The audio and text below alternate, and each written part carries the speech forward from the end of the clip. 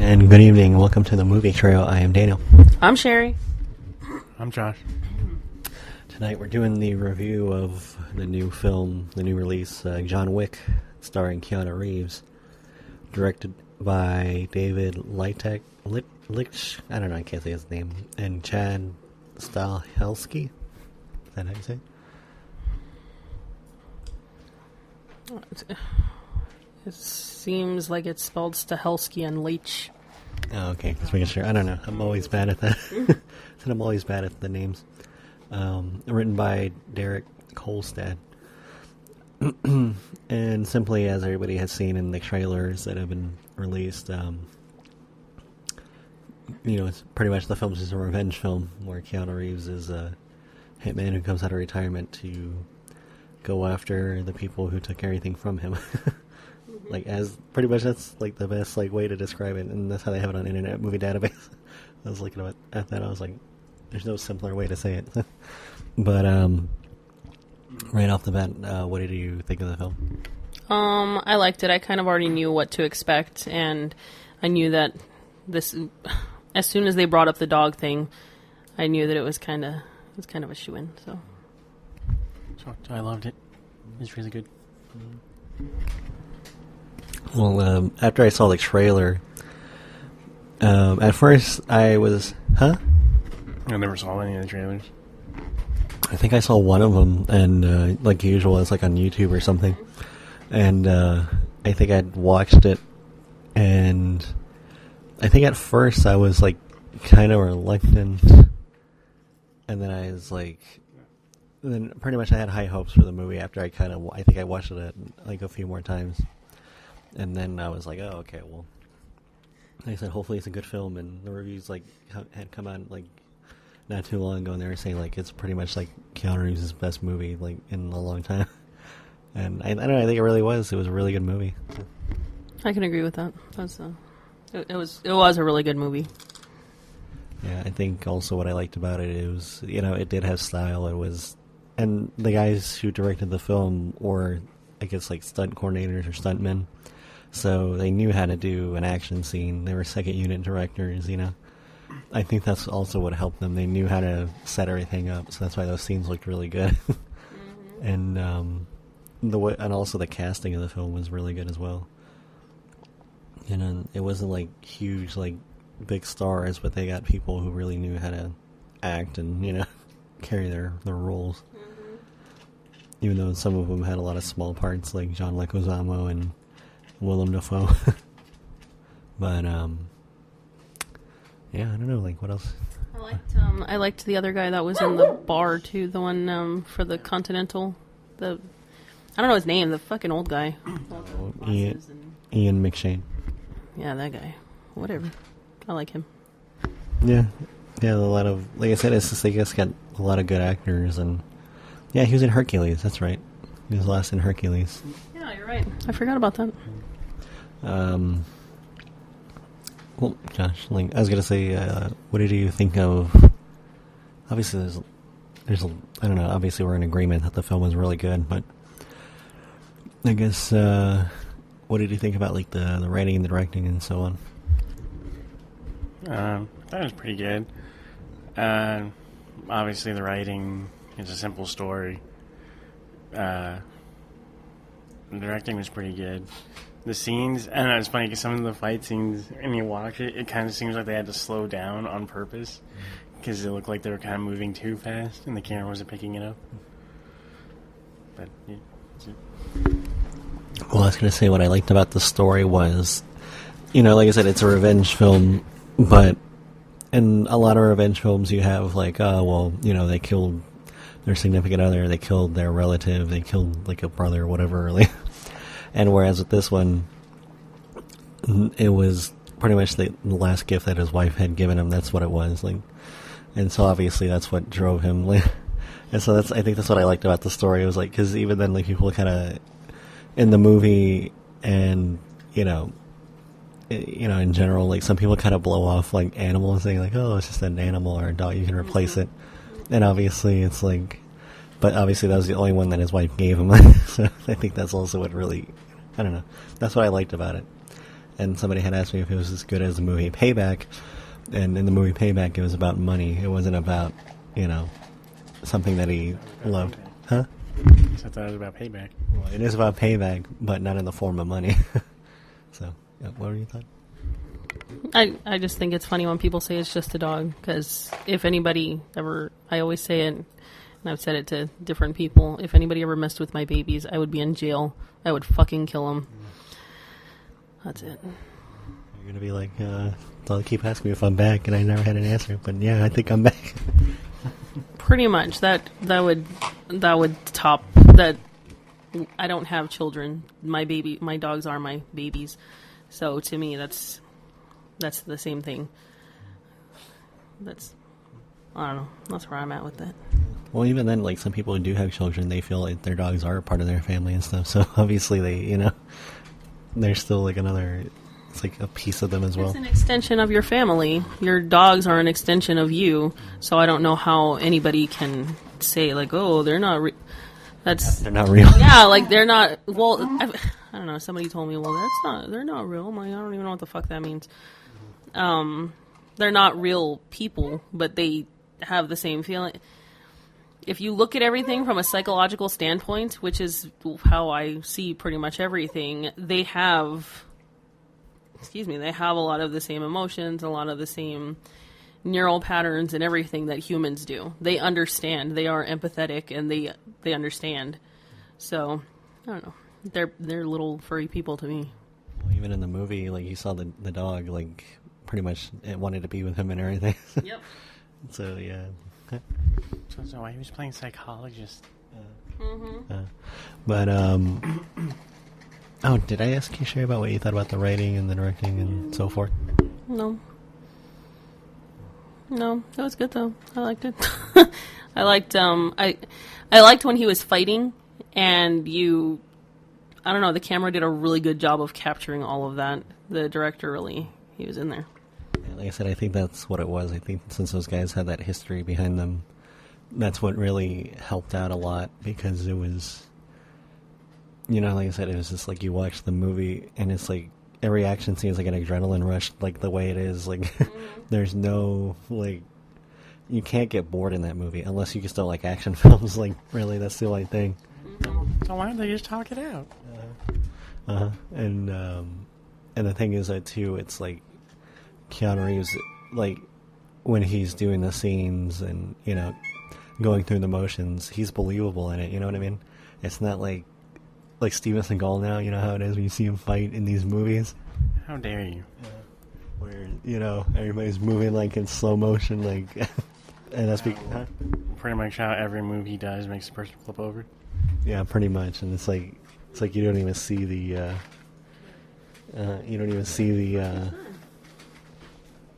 I don't know. It's terrible. And but what was I gonna say? Pretty much, like, you'll see his face, but then when you see in the fight scenes, like, you can clearly tell it's a different guy. It's a skinnier guy. No, in this movie, like, huh? This guy that's skinnier and taller than him. Yeah, no, but in this movie, like I said, like, the stunt work was really great, and then, like, the handling of the weapons and stuff was really great too. I was telling a guy that I know who he really likes the movie Heat because of the technical aspect of it. How when they use the weapons, like, they use them properly. They, when they fire shots, like, and reload, it's all, like I said, it's technical. It's like, it's the real deal stuff. Like, you don't see a guy firing like 300 shots with a handgun and it's like, oh, I gotta reload once. Like, it's like they fire their 15 shots and then reload and then, So that's how it is when I shoot. And like in this film, Keanu. So most times, just the gun empty, I'm just going pew pew pew.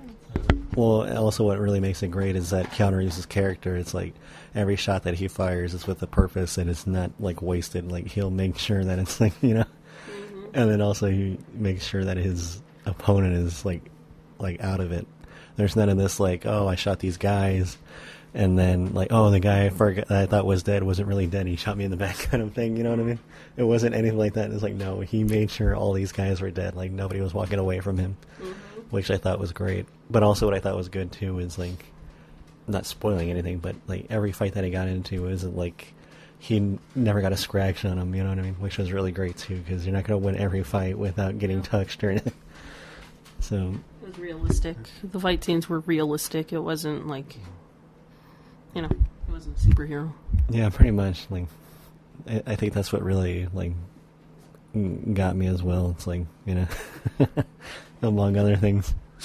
But, yeah, like I said, like, it was a good movie. Like I said, if you like action films, like, it's one of those films you gotta see, like, at least once, because, like I said, you're either gonna like it or you're really gonna love it, so... It's like the, what is it? The Men's Warehouse. So I'm going to like the way you look. I guarantee it. Mm-hmm. Dumb.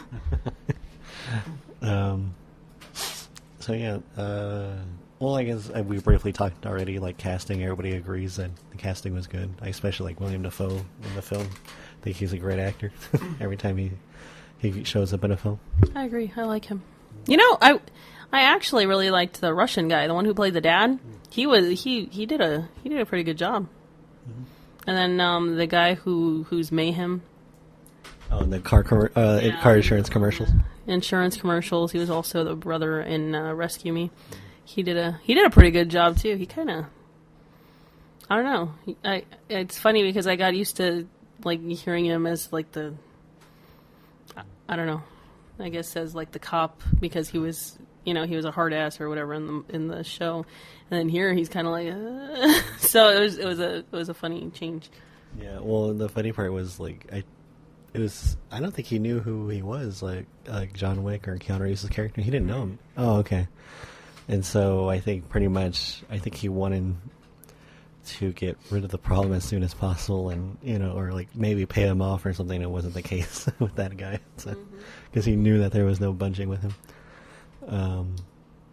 Like I said, it was just outstanding film. Oh, I was going to say, Josh, like I was talking about the technical aspects. Like, what did you think about it? Because you were saying that you thought that the guns that he was using in the film, Keanu Reeves' character, and that they were going to, like, people are actually going to go out and, like, oh, I want that gun because that looks like an awesome gun. What about it? Well, I don't know. You were telling me you think that the gun sales on those would go up because of the interest or the popularity of the film. But I was going to say, what gun wasn't that he used? Because I don't even know. Well, at first I actually thought it was pretty much used as an HK, but at first I thought it was just the HK-45, but it wasn't, because I ended up looking it up, and it was the P-30, which is a 9mm, because the HK-45 is a 45 caliber, but he actually used a 9mm the whole time. Very interesting. Yeah, that's his go-to weapon. And the funny part is, too, is like it had like a long barrel, and I was like, was that because of like the... I don't know, like why was that? Why was the gun designed like that? His? Oh, well, he had an extended barrel with a muzzle brake on it. The muzzle brake will increase accuracy, and the longer barrel will increase velocity out of the barrel. Because the 9mm, it's pretty much just one of the fastest rounds. So with the higher velocity, it'll have somewhat of a greater impact when he shoots people with it. That makes sense. Smart. I said, you're so smart. Well, obviously, like I said, that's what I thought was great, too. It's like everything had a purpose in the film, you know what I mean? And as it is, like they said, like his character was very precise on things, He had a drive about him. And obviously it makes sense, like including his weapons, like, they're not going to be like some crappy weapon, He's going to find like in a gun store or whatever. They have a purpose. And as you can see, like in the film, like when you fire shots and stuff, it's like, you know what I mean? I guess they vary as far as like other people when they fight. I guess I gotta say something else. But yeah, I said it's just a good movie. They even had what's his name? Well, obviously he's most famous for the film The Warriors. The guy who has the That's it. The one who has the bottles in his fingers, like calling out the Warriors. David, I know his name is David something. Was he the one that was hired to protect? No, he's a cleanup. Oh, that's funny. I knew I recognized him from somewhere. He's fucking little. Yeah, Charlie, the cleanup guy. David Patrick Kelly. So how come you didn't tell everyone that the that the blood of the car is gonna flow like the ancient rivers of Babylon. Yeah, pretty much. Yeah, he's also in the remake of The Longest Yard. That was a good one. Oh, that guy who played the other hitman who was doing the cash and release for John with that one lady. He was in True Detective, played as a minister. I recognize him. He's been in films and stuff, and he's in a lot. But, yeah.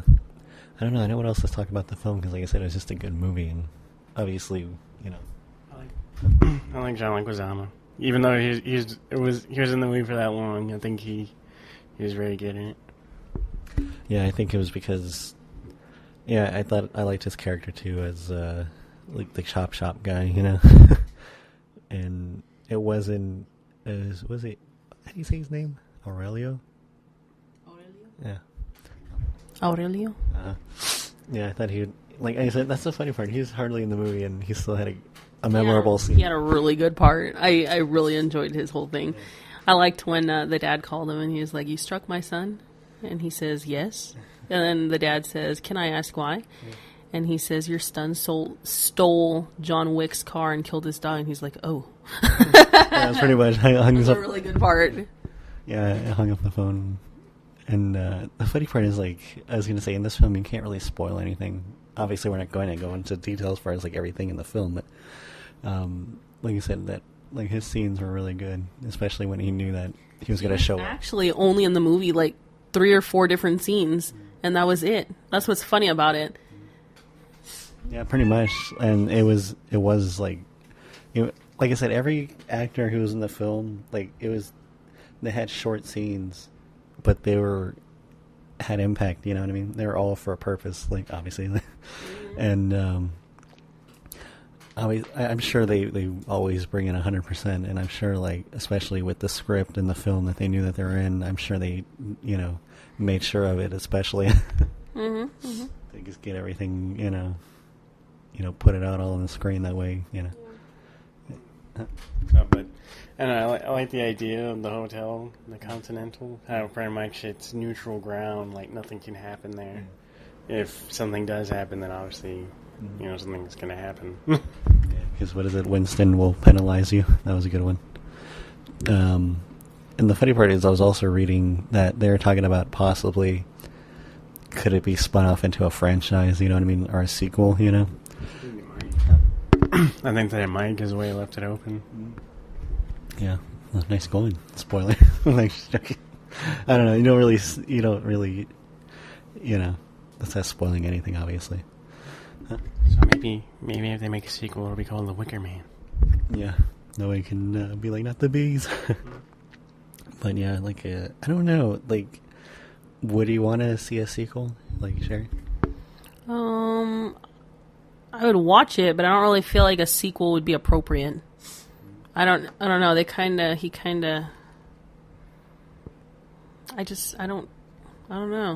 how I'd feel about that. Like, Josh, would you want to see a sequel? Yeah, I'll watch it. I don't know. Like I said, I would enjoy a sequel because obviously it's a great character, but obviously, like, that story, you know what I mean? It's got to be really good. It's got to be as good as his first film, you know? Because obviously, you know, they make sequels to films that maybe were supposed to be one-offs, and in certain cases, like, you know what I mean? It's like they're, like, forcing, you know? Like, oh, well, let's see if we could do it again, you know what I mean? That kind of thing. And then it obviously doesn't work out the second time around. Or it's not as good. I don't know. I think I would like to see a sequel because then they can bring back those characters, like John Leguizamo's character and that guy Winston, Ian McShane. Huh?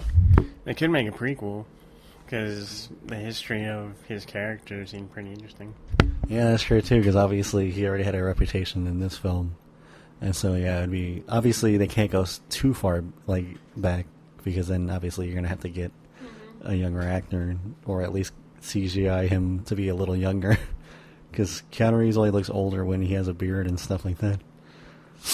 He's pretty much aged pretty well. So, but yeah, like, I don't know. They said that sequel, if they do ever make one, it's got to be really good, and I'm sure they're going to do the same to make sure it is. So I think even in Keanu Reeves' I think he would be like, no, it's got to be a good one. So. Yeah. After making this movie, you can't, that's why I said I don't feel like a sequel would be appropriate, but I suppose if they did it the correct way, then, yeah, obviously. But it's hard to make a good sequel, especially following a really awesome movie. So. Yeah, even then, I think the prequel would work out, too, because obviously you'll learn more about the character before, he met his wife, which would be great. Because you learned a little bit about him during the film, obviously. So, but yeah, I don't know. That doesn't sound like a bad idea. Because obviously, a prequel you can just come up with a different story, But it's got to be a different type of film. It's not going to be the revenge film. It's going to be oh. Yeah. But anyways, so all right, is this a film you should see in the theater, or is it a film you can just watch it at home and doesn't I'd say that you can probably see it at home. It's not. I guess. Bless you. I guess the only thing that you get from the theater that you can't get at home, unless you have a theater in your home or a home theater or something like that, was the sound and because obviously we have a big TV and we have the sound bar and all of that stuff. So I suppose we could kind of mimic what we got at the theater, but not to the same extent. So I think that's the only thing that you really get extra from the theater. Okay. So yes, go see in the theater. Yeah, I think so too. I think this is a film that's worth watching in the theater because like I said, you get that theatrical experience, and then the action scenes, everything. It's with the sound, the surround sound, you got the giant screen in front of you, seeing everything happen. I don't know, you really do need that experience to see this film. But at the same time too, it's if you can't make it out to the theater, you're still gonna enjoy the film when you watch it at home. So. But like I said, it's worth the money. Like the movie Fury, it's worth watching in the theater. You got to have that theatrical experience. Yeah. But yeah. So that was a good movie. I don't know. It's really good though. It's for the past 2 weeks they've released two really good films. So yeah, that's promising for the new film season or the Oscar season. But yeah, all right. I think that is that. I think I covered all that. About the theatrical experience. I don't know, but this is the second film on that list that I'm waiting to come out on DVD and home video. Because, you know what I mean? But because I can't wait to watch it again. Fury's another one. Yeah, I know. So I see. I'm trying to. We see so many movies. I don't remember. I don't remember what all we see. I don't know. Okay. Yeah, I don't know. Like I said, man, the movie John Wick. It's it's an adrenaline rush. I think it really is. Even the cars in the film. That's why I saw my coworker who enjoys cars. Said that he's he drives a what is it, a '69 Mustang? It's modified, I guess. Oh, fastback. Who? Keanu Reeves, his. Oh, I thought you were talking about your coworker. I was like, what fucking coworker? Okay. No, I told him about that. He's like, oh, that's a bad car right there. I was like, yeah. Carlos? Yeah. But, yeah. But okay. So like I said, this is the review of John Wick and the movie trio. You can like and subscribe to us on iTunes under the Movie Trio Podcast. We're also on YouTube now under the Movie Trio Podcast. I finally changed that name from the Film Trio. Like I said, recommend, subscribe, comment, share. We're also on Gmail at themovietrio@gmail.com. On Twitter at the Movie Trio. All that info is in each episode box, in case I messed it up or you need to refer back to it. So yeah. So like I said, for the Movie Trio and the review of John Wick, I am Daniel. I'm Sherry. I'm Josh. So, any closing comments or things for the film? I don't know anything. Let's try to think of what he said in the film. So get wicked. I don't know what that means, but okay. Get wicked. He's the guy that you call when you need somebody to take out the fucking boogeyman. Uh-huh. That's good. Yeah, that's a good one. Huh? So I like mine better. He just like. So I'm Hans Gruber. He's got groomed. Good night, everybody.